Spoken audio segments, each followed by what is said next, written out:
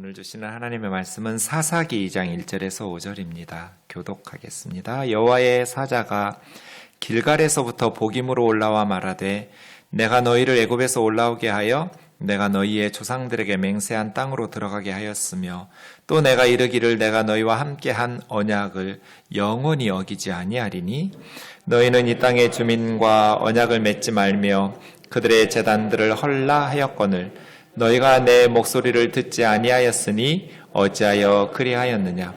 그러므로 내가 또 말하기를 내가 그들을 너희 앞에서 쫓아내지 아니하리니 그들이 너희 옆구리에 가시가 될 것이며 그들의 신들이 너희에게 올무가 되리라 하였노라. 여호와의 사자가 이스라엘 모든 자손에게 이 말씀을 이르매 백성이 소리를 높여 온지라. 같이요. 그러므로 그곳을 이름하여 복임이라 하고 그들이 거기에서 여호와께 제사를 드렸더라. 아멘. 자리에 앉으셔서 기도하겠습니다. 우리의 눈을 여셔서 하나님의 말씀을 보게 하여 주옵소서. 우면동 교회가 하나님의 마음을 알게 하여 주옵소서. 그리하여 하나님의 역사를 이루는 교회가 되게 하여 주옵소서. 미련하고 연약한 종을 주님 손에 맡기옵고 예수님의 이름으로 기도하옵나이다. 아멘. 오늘부터 5주 동안 사사기의 말씀을 함께 묵상하도록 하겠습니다. 사사기의 사사가 무슨 뜻일까요? 사사? 한자로 보면 선비사자의 스승사자입니다. 선비와 스승? 그런데 이 단어는 고대 중국에서 법령과 형벌을 맡아보던 재판관들을 이렇게 불렀습니다. 그래서 사사하면 재판하는 사람들 그런 뜻이고 원래 히브리어 성경으로 보면 쇼페팀 이게 성경 이름인데요. 쇼페팀 이임이 끝에 붙으면 복수가 되거든요. 그래서 쇼페트가 사사입니다. 쇼페팀 원래 성경 이름은 사사들 그런 성경이고요. 쇼페트라는 것은 샤파트라는 동사, 재판하다라는 동사에서 나온 재판하는 사람, 쇼페트. 그러니까 사사라는 말은 재판하는 사람, 판사라는 뜻으로 기억하면 좋겠습니다. 그런데 고대에는 지금 우리처럼 삼권 분립이 안 돼 있어서 지금 우리는 재판하는 사람 하면 사법부만 생각하는데 고대에는 입법, 행정, 사법을 총괄하는 통치자의 개념입니다. 단순히 재판만 하는 사람이 아니라 나라를 다스리는 사람, 통치자가 사사입니다. 사사기에는 12명의 사사가 나오는데요. 전쟁을 수행하면서 국가적 위기로부터 건지는 그러한 지도자를 사사라고 부르기도 합니다. 요약하자면 사사란 재판하는 사람인데 재판만 하는 것이 아니라 나라를 다스리는 지도자라고 생각하시면 되겠습니다. 여러분 구약 성경의 순서를 기억해 보시면 창세기, 출애굽기, 레위기, 민수기, 신명기 5권의 성경을 모세가 쓴 5권 해서 모세오경 이렇게 부릅니다.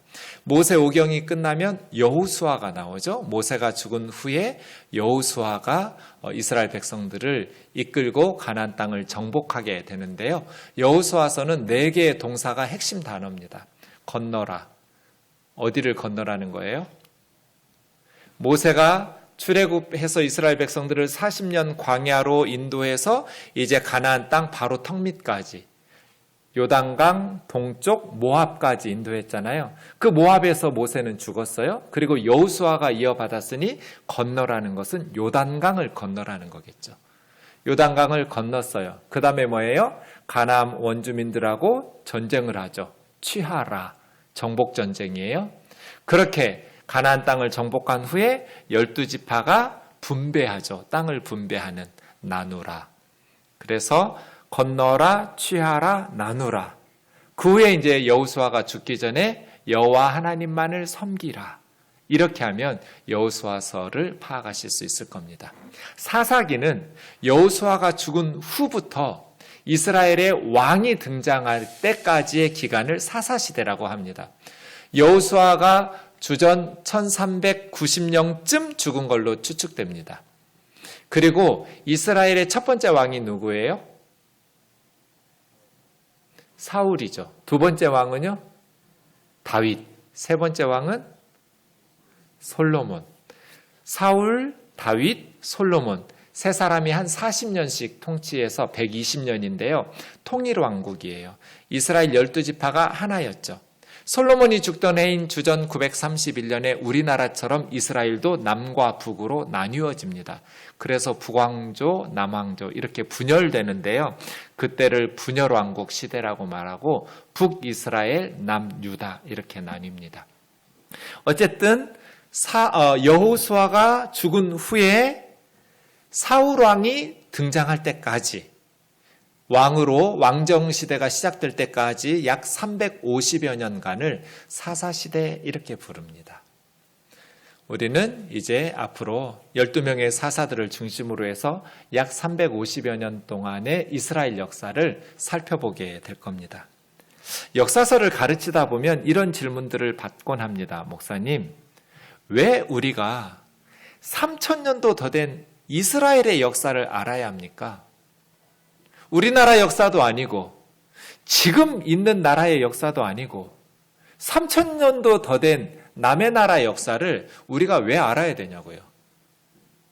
두 가지 중요한 이유가 있습니다.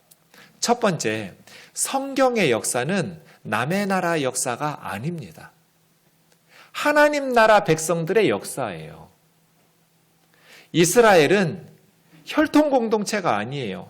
아브라함의 후손이지만 하나님을 버리고 하나님의 역사를 떠나버린 사람들은 하나님 나라 백성이 아니에요. 이스마엘도 그렇고 에서도 그랬죠.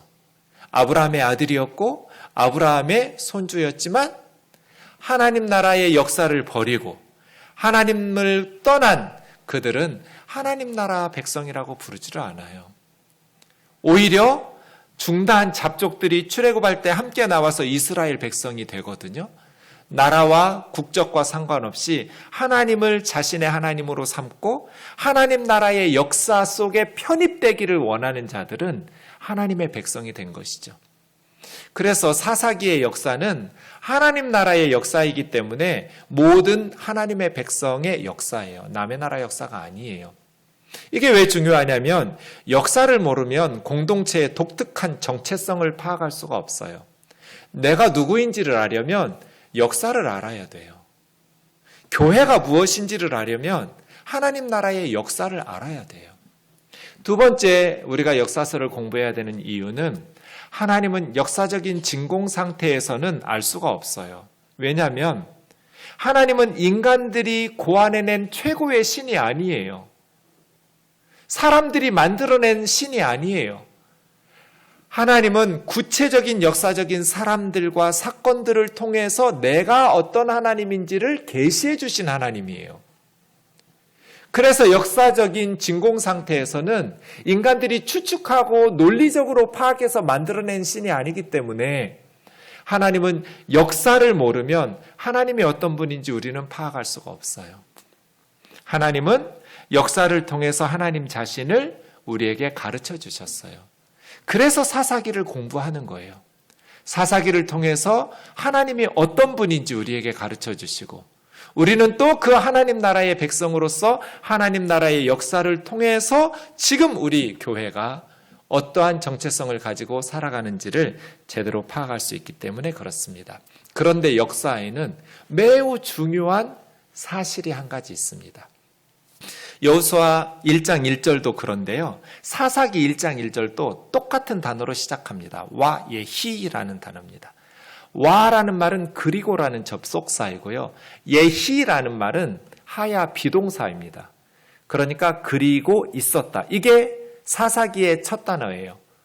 모세 오경이 끝나고 여호수아서의 첫 단어도 와 예히였어요. 그때는 여호수아 대신에 모세만 바뀌었어요. 똑같아요.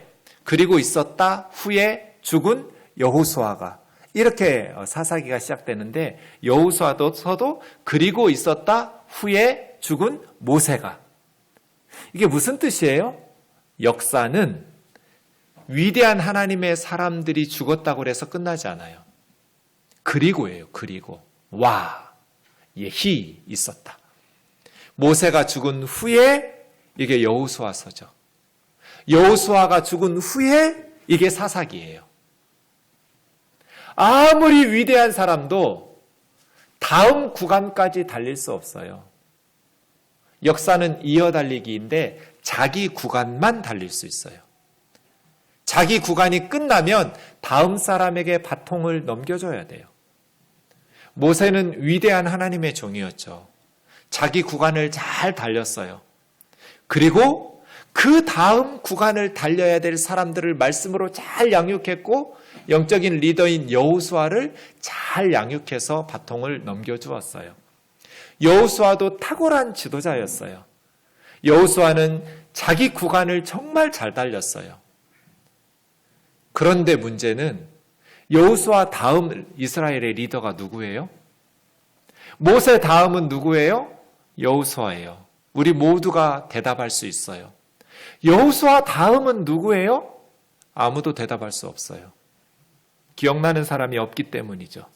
그런 의미에서 여호수아는 리더가 해야 될 마지막 사명을 잘 감당하지 못한 사람이에요. 자기 스승 모세가 자기에게 했던 것처럼 자기 다음에 달려야 될, 자기 바통을 물려받아야 될 영적인 리더를 세우지를 않았어요. 그럼 이스라엘이라는 나라는 어떻게 될까요? 리더십이 부재하겠죠. 위기에 처하게 되는 것입니다. 우리도 마찬가지죠. 우리가 죽는다고 해서 우리 집이 끝나나요? 교회가 끝나요? 나라 역사도 마침표를 찍나요? 그렇지 않습니다. 예수님이 재림하셔야 마침표가 찍혀져요. 주님이 재림하실 때까지 역사는 와예히예요. 그리고 있었다. 그리고 있었다. 우리 중에 아무리 신실한 하나님의 사람도 자기 구간밖에 못 달려요. 그럼 우리 어떻게 해야 돼요? 내 구간 열심히 달리고 내 구간을 달리면서 내 바통을 물려받을 다음 세대들을 준비해야 돼요. 그들을 위해서 기도해야 되고 말씀으로 양육해야 되고 나보다 더 충성된 하나님 나라 일꾼이 되도록 우리 자녀들을 잘 양육해야 돼요. 역사는 와예히 이렇게 계속해서 이어지기 때문이죠. 사사시대입니다. 2장 6절에서 10절을 보십시오. 여호수아가 백성을 이제 각기 기업의 땅으로 돌아가서 살게 했습니다.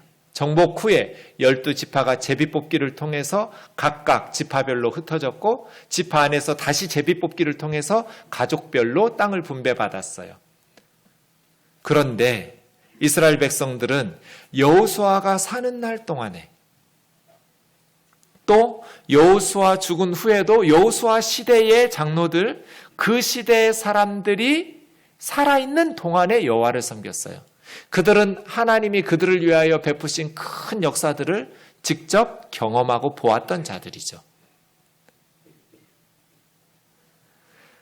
광야에서 하나님의 기적을 경험했고 요단강이 갈라지면서 요단강을 건너왔고 여리고 성이 무너지는 것들을 경험했고 또 하나님의 능력으로 군사력도 무기도 변변치 않았는데 하나님께서 은혜 베푸셔서 가나안 땅들을 정복하게 하신 하나님의 놀라우신 기적들을 경험하고 보았던 세대들이 하나님을 섬겼어요. 그런데 그 다음은요, 여호수아 죽고 그 세대 사람들이 죽은 후에 어떻게 됐을까요? 8절 9절 보시면 장사 지낸 후에 그 다음 일어난 세대는 하나님을 알지 못했다. 그러니까 부모님들은 신실하게 자기 구간을 잘 달렸어요. 그런데 믿음 좋았던 부모님 세대의 자녀들은 믿음이 사라져버렸어요. 믿음 좋은 부모 밑에 믿음 없는 자녀들이 바톤을 물려받은 거예요. 하나님을 알지 못했을 뿐 아니라 여호와께서 이스라엘을 위하여 행하신 일도 알지 못했더라. 그러니까 하나님을 알려면 하나님께서 우리를 위하여 행하신 일을 알아야 되거든요. 역사를 모르니까 하나님을 모르게 되는 거예요. 하나님은 역사 가운데에서 하나님 자신을 계시하시는데 말이죠.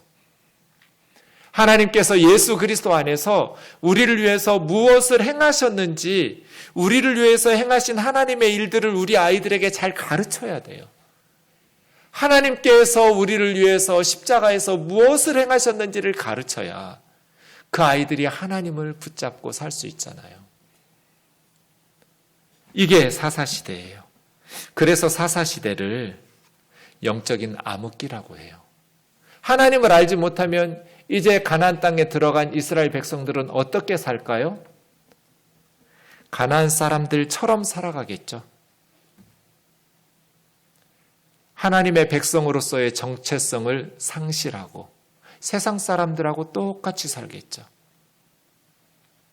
지도로 보시면 12지파가 가나안 땅을 정복하면서 이렇게 정착했어요. 이제 가나안 1세대들이 정복한 후에 그들이 감당해야 될 시대적 사명은 무엇이었을까요? 약속의 땅에 들어왔어요. 40년 동안 광야에서 헤매다가 요단강 건너서 적과 꿀이 흐르는 가나안 땅에 들어왔어요. 이 사람들이 이제 뭐 해야 돼요? 그 앞선 부모님의 세대는 가나안 땅을 정복하는 거예요. 그러면 그 다음 세대인 사사시대 사람들의 시대적 사명은 무엇일까요? 오늘 본문 1절과 2절이 그것을 우리에게 가르쳐 줍니다. 여호와의 사자가 천사를 하나님께서 보내셨어요. 길갈에서부터 복임으로. 복임이라는 곳에 올라와서 이스라엘 백성들에게 하나님의 말씀을 전달합니다. 내가 너희를 애굽에서 올라오게 하여 너희 조상들에게 맹세한 이 가나안 땅으로 들어오게 했다. 하나님의 은혜였죠. 이집트에서 노예로 채찍에 맞아가면서 아들 낳으면 죽여야 되고 딸 낳으면 살릴 수 있는 그런 눈물 나는 삶을, 학대받는 노예적 삶을 살다가 하나님의 크신 은혜로 애굽에서 나와서 광야 40년 동안에 정처 없이 다니던 그들이 이제 드디어 조상들에게 하나님께서 주시기로 맹세하신 약속의 땅에 들어왔어요. 그러면 두 가지 하는 거거든요. 첫째, 내가 너희와 함께한 언약을 영원히 어기지 아니하리니. 둘째, 너희는 이 땅의 주민과 언약을 맺지 말며 그들의 제단을 헐라. 정리하자면 젖과 꿀이 흐르는 가나안 땅에서 어떻게 살아야 돼요? 그들의 시대적 사명은 무엇이었어요? 우상들을 섬기는 가나안 사람들의 제단들을 헐고 가나안의 종교와 문화를 제거하는 거죠. 그들과 언약을 맺지 마라. 왜요? 가나안 사람들의 문화는 가나안의 종교에 의해서 형성되었기 때문에 매우 성적으로 문란해요. 그리고 연약한 자들과 가난한 자들이 압제를 당할 수밖에 없어요. 소수의 기득권층을 위해서 다수의 백성들은 노예적인 삶을 살아야 돼요. 이게 가나안 문화예요. 그러니 가나안 사람들의 제단을 헐어라. 그들의 종교와 그들의 우상 숭배, 그들의 타락한 문화, 더불어 함께 이웃을 내 몸처럼 사랑하면서 함께 행복한 세상이 아니라 소수의 힘 있는 자들을 위해서 다수의 백성들이 죽어나고 노예가 되는 그런 비극적인 사회를 만들지 마라.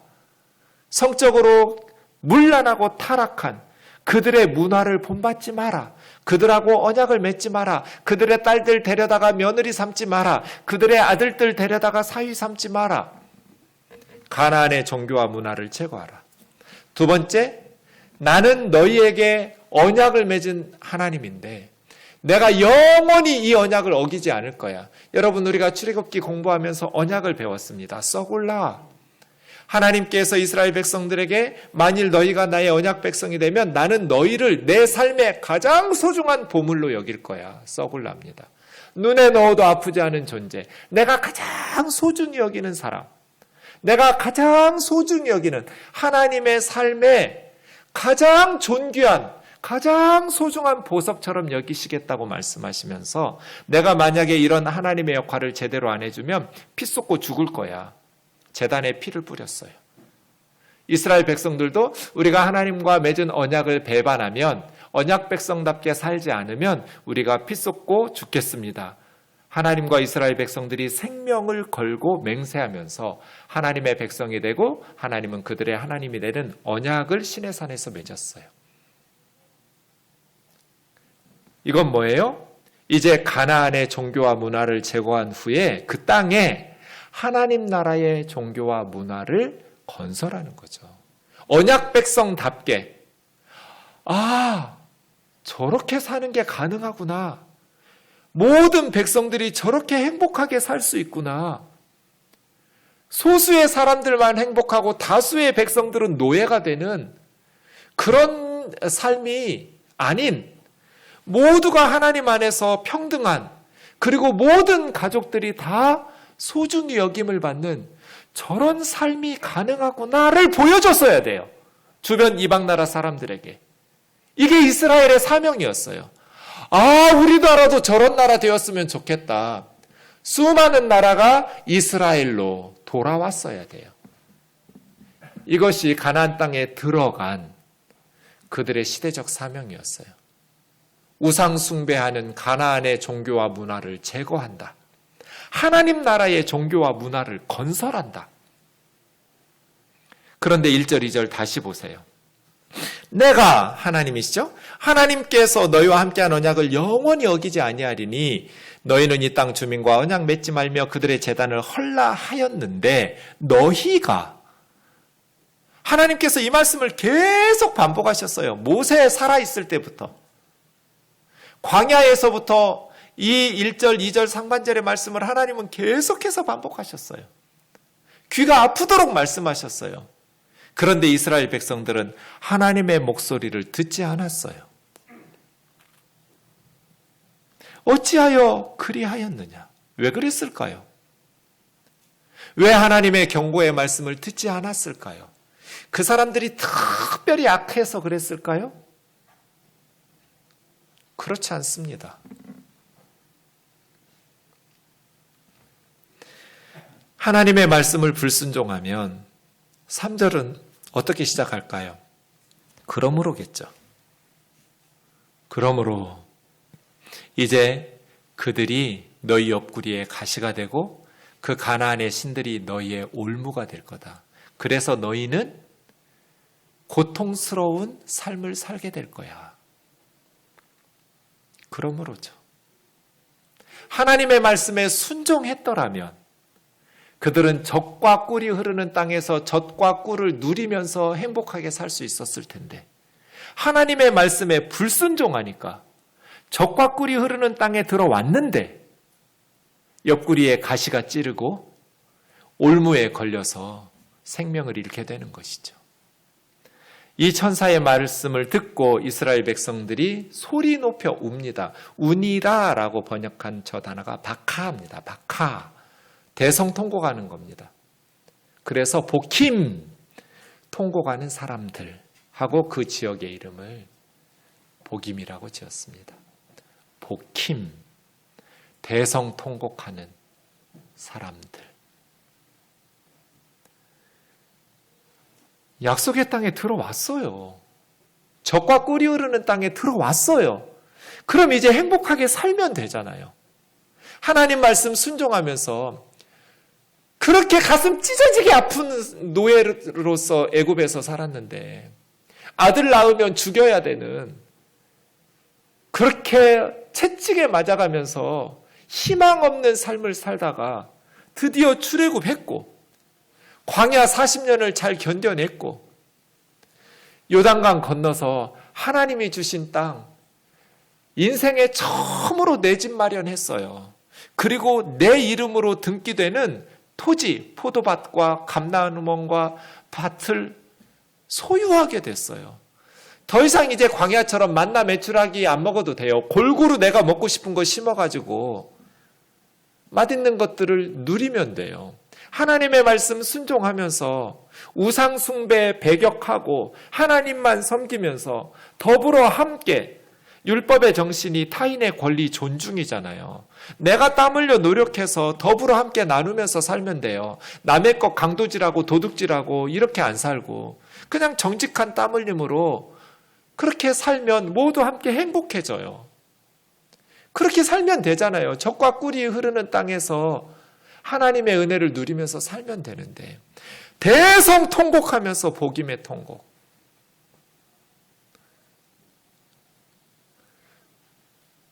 이들은 왜 이렇게 살게 되었을까요? 한 가지 질문이 생깁니다. 아니 사사시대 350년을 그렇게 2장에서 복임의 통곡하고 끝낼 것이 아니라 회개하면 되잖아요. 하나님의 사자가 말씀하실 때 우리가 잘못됐구나 라는 것을 깨닫고 가나안 사람들과 언약을 파기하고 그들을 쫓아내면 되잖아요. 그리고 다시 하나님의 말씀에 회개하고 순종하면서 하나님 나라 백성의 그 종교와 문화를 건설하면 되잖아요. 복임에서부터 다시 시작하면 되잖아요. 복임에서. 왜 복임에서 다시 시작하지 않고 대성통곡한 후에 350년 사사시대를 끌고 가냔 말이에요. 사사시대는 점점 영적으로 타락해요. 뒤로 갈수록 더 악해져요. 그래서 사사기를 설교하는 5주 동안 마음이 너무 부담이 돼요. 이게 지금 1년 반 만에 예배당에 다시 모였는데 이렇게 우중충한 메시지를 전해야 되는 목사의 심정이 얼마나 무겁겠어요. 뭔가 좀 희망적인 메시지를 전달하고 싶은데 사사기는요 뒤로 갈수록 고통스러워요. 복임에서 다시 시작하면 되잖아요. 다시. 요나 선지자의 40일 후에 니느웨 망한다라는 메시지를 듣고 니느웨 사람들이 회개해서 하나님의 심판을 받지 않았던 것처럼 복임에서 하나님의 천사의 메시지를 듣고 회개해서 하나님의 심판을 받지 않으면 사사시대에 이런 비극이 없을 거잖아요. 그런데 왜 통곡만 하고 끝냈냔 말이에요. 왜 통곡으로 끝났을까요? 하나님의 메시지는 심플해요. 가나안의 종교와 문화를 제거해라. 하나님 나라 백성의 종교와 문화를 건설해라. 그대로 하면 되잖아요. 복임에서부터. 왜 안 했을까요? 1장 27절 28절을 보십시오. 므낫세 지파 이야기인데요. 므낫세 지파만 아닙니다. 우리가 지난 일주일 동안 큐티했던 것처럼 다른 지파도 똑같았어요. 므낫세 지파가 베스안, 다아낙, 돌, 이블람, 무깃도 사람들을 쫓아내지 못했어요. 가나안 족속이 결심하고 그 땅에 거주하였더니 이스라엘이 강성한 후에야 가나안 사람들을 노역을 시켰다. 종으로 부려먹었다예요. 두 가지 문제가 있어요. 첫 번째, 베스안, 다아낙, 돌, 이블람, 무깃도 이런 도시들은 지도로 확인해 보면 교통의 중심지예요. 이건 무슨 뜻이에요? 경제와 군사의 요충지란 뜻이에요. 그러니까 다른 도시들은 이스라엘 백성들이 쉽게 정복하면서 하나님의 말씀에 순종할 수 있었어요. 그런데 이런 도시들은 군사적으로 경제적으로 중요한 도시들이기 때문에 가나안 원주민들이 결심하고 필사적으로 싸웠어요. 그래서 정복하기가 어려웠어요. 그럼 어떻게 해야 돼요? 정복하기가 어려우면 포기해야 돼요? 이게 사사시대의 첫 번째 문제점이에요. 잡초는 윗부분만 잘라내는 게 아니에요. 뿌리채 뽑아야죠. 윗부분 잘라내면 또 자라나요. 금방 자라나요. 쫓아내라고 하나님께서 말씀하셨으면 쫓아냈어야죠. 더 심각한 건 28절이에요. 처음에는 힘이 없어서 못 쫓아냈다. 필사적으로 저항해서 못 쫓아냈다고 해요. 그 다음 28절에 강성해졌어요. 그럼 그때라도 쫓아내고 가나안의 종교들의 제단들을 헐어버리고 그들을 쫓아내면 되잖아요. 그런데 노역을 시켰다는 건 뭐예요? 종으로 부려먹었다는 거죠. 쫓아낼 수 있었는데 강성해진 후에도 그들을 쫓아내지 못한 게 아니라 쫓아내지 않은 거예요. 왜요? 경제적 이익 때문에. 그들을 노예로 부려먹기 위해서. 하나님의 명령에 순종하는 것을 포기한 거죠. 하나님의 말씀에 순종이라는 신앙적 순종보다 경제적 이익이 더 크게 다가왔기 때문에 그들은 쫓아낼 수 있었을 때조차도 쫓아내지 않았어요. 이건 못한 게 아니에요. 지금 우리는 어떨까요? 똑같겠죠. 쉽게 전도되는 사람도 있어요. 그런데 이 베스안, 다하낙, 돌, 이블람, 무깃도 사람들처럼 쉽게 전도되지 않는 사람들도 있어요. 필사적으로 저항하는, 아무리 기도하고 전도해도 마음문을 열지 않는 사람들이 있죠. 그럼 어떻게 해야 돼요? 이스라엘 백성들은 하나님과 함께 베스안, 다하낙, 돌, 이블람, 무깃도를 정복해야죠. 끝까지 하나님 말씀에 순종해야죠. 기도하고 전도했는데 말 잘 안 듣는 사람은 포기해요? 아, 저 사람은 안 되나 보다. 그래도 돼요? 5,000년 우상 숭배한 가정이 복음화 되는 일이 쉽겠냐고요. 5,000년 동안 지배하고 있던 사탄이 하나님에게 쉽게 내주겠어요? 그러면 하나님의 백성들이 끝까지 포기하지 말고 복음을 전하고 기도하셔야죠. 최선을 다해서. 그런데 27절 그들은 포기했어요. 저와 여러분의 사명이 뭐예요? 하나님, 우리 가족들, 또 우리 친구들, 우리 이웃들, 우리 직장 동료들 하나님의 백성으로 구원해 달라고. 아무리 기도해도 잘 되지 않는, 전도되지 않는 사람이라 할지라도 끝까지 포기하지 않고 그들의 구원을 위해서 헌신하는 게 우리의 사명이잖아요. 우리 집사님, 큰형님 중에 장남만 예수를 안 믿어요. 어머님이 그렇게 새벽마다 교회 가서 기도하는데도 나머지 자식들은 다 예수를 믿고 돌아왔는데 큰아들만 예수를 안 믿어요. 정복 다 했는데 끝까지 필사적으로 버티는 아들이죠. 그럼 어떻게 해요? 포기하면 안 되죠. 이 어머니가 마지막 임종 전에 장남을 불렀어요. 그리고 짧고 굵은 유언을 남겼어요. 천국에서 만나자. 엄마가 그리고 죽었어요. 이분 어떻게 했을까요? 아무리 강팍한 아들이라도 어머니가 마지막으로 자기 혼자 불러놓고 나머지 자식들 다 내팽개치고 천국에서 만나자는데 교회를 어떻게 안 나가요? 교회 나가서 지금은 장로님이 되셨어요. 끝까지 버텨요. 필사적으로 저항해요. 그럼 포기하는 게 아니죠. 우리의 사명은 끝까지 싸우는 거죠. 영적으로. 기도하면서 하나님이 주신 말씀 순종을 끝까지 감당해야죠. 버팅기는 사람들이 있어도 포기하면 안 되죠. 저는 그러리라고 상상도 못했어요. 갑자기 학교에서 공부하다가 쓰러져가지고 그 다음날 새벽에 수술해서 수술하고 깨어나자마자 아버지가 보여서 코에다가 뭐 끼워서 말은 못하고 손짓으로 불렀더니 간호사 누나가 볼펜 줘요. 벽에다가 썼어요. 아버지 예수님 믿으세요. 아버지가 끝까지 버텼어요. 온 가족이 기도해도 교회 한 번도 안 나갔어요. 근데 하나밖에 없는 아들이 죽을 뻔한 한 수술해서 깨어나자마자 그건 제정신이 아니죠. 그냥 무의식 속에서 아버지 불러가지고 마치 깨어나자마자 아버지 예수 믿으세요 한마디 썼더니 그 다음 주일부터 교회 나가기 시작했어요. 끝까지 저항하는 사람들이 있어요. 그럼 어떻게 해요? 하나님의 백성들은? 이스라엘 백성들처럼 포기하고 그냥 같이 살아요? 아니죠.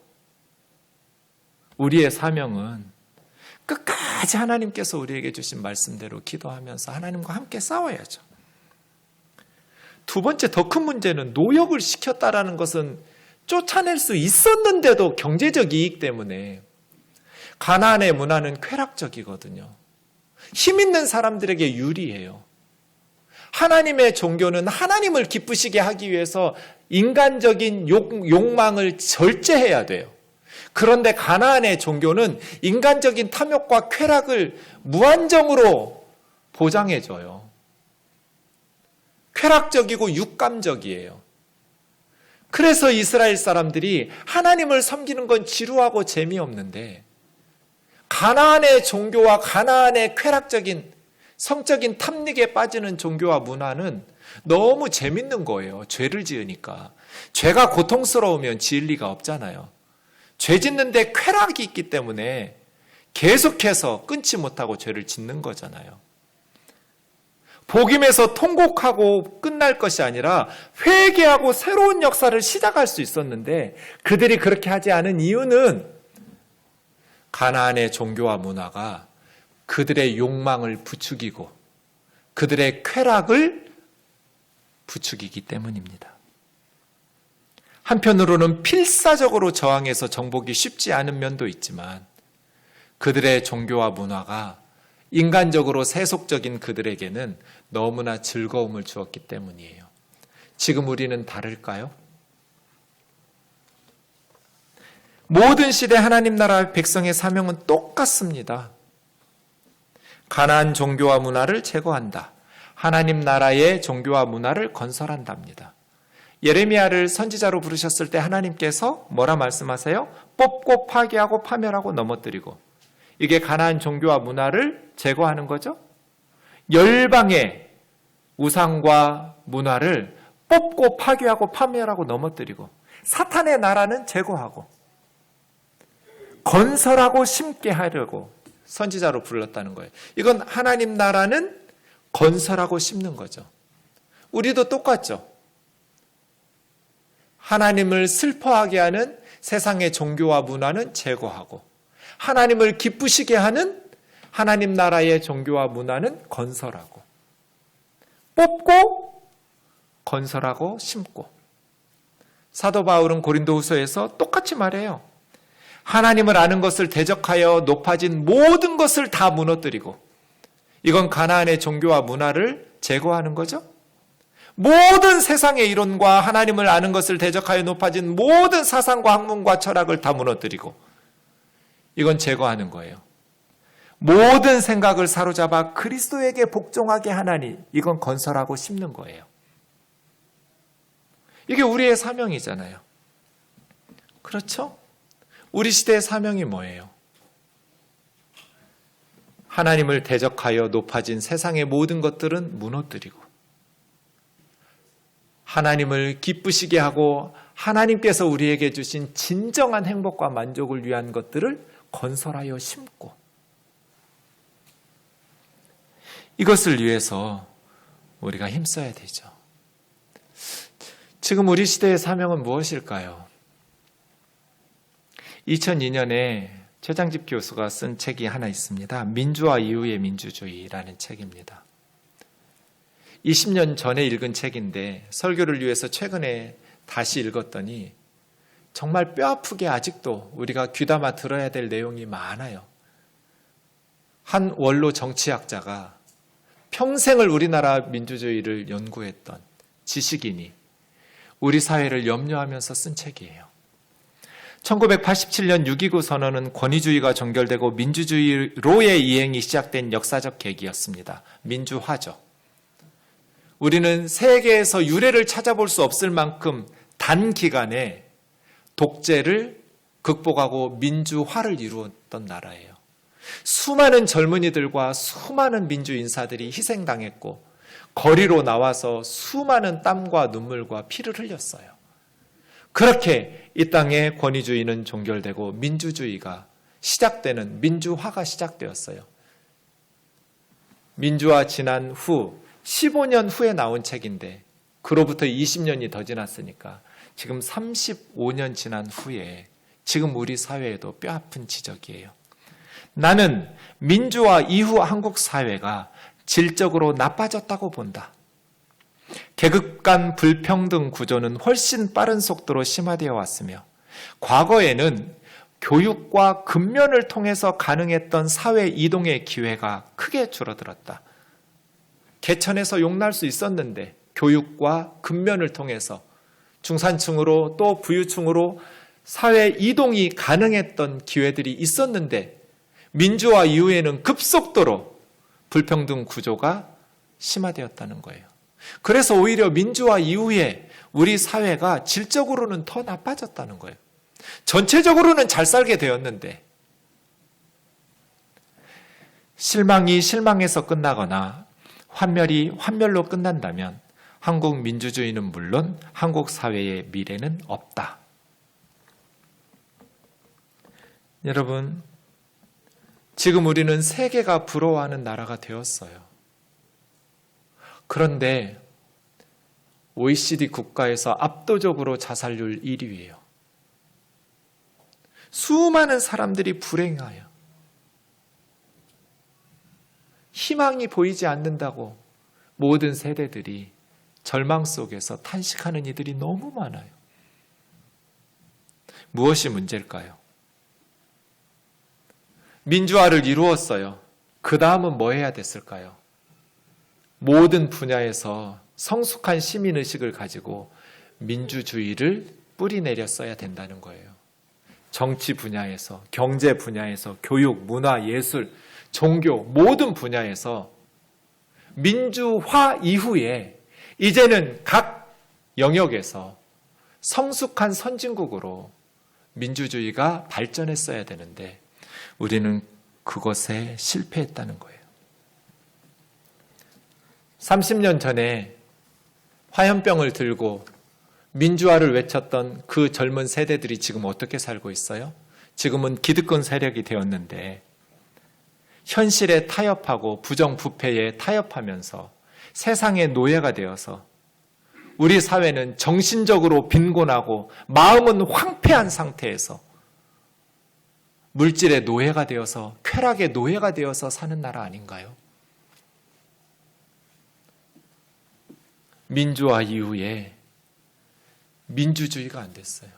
민주화 세력들은 기득권 세력이 되어서 이제는 자기들만 옳다는 아집에 휩싸이게 되어서 민주주의라는 것은 개인의 의견과 개인의 생각을 존중하는 다양한 사회인데 여당이고 야당이고 할 것 없이 당론에 반대하는 목소리를 내기만 하면 왕따를 시키고 견디지 못하게 쫓아내버려요.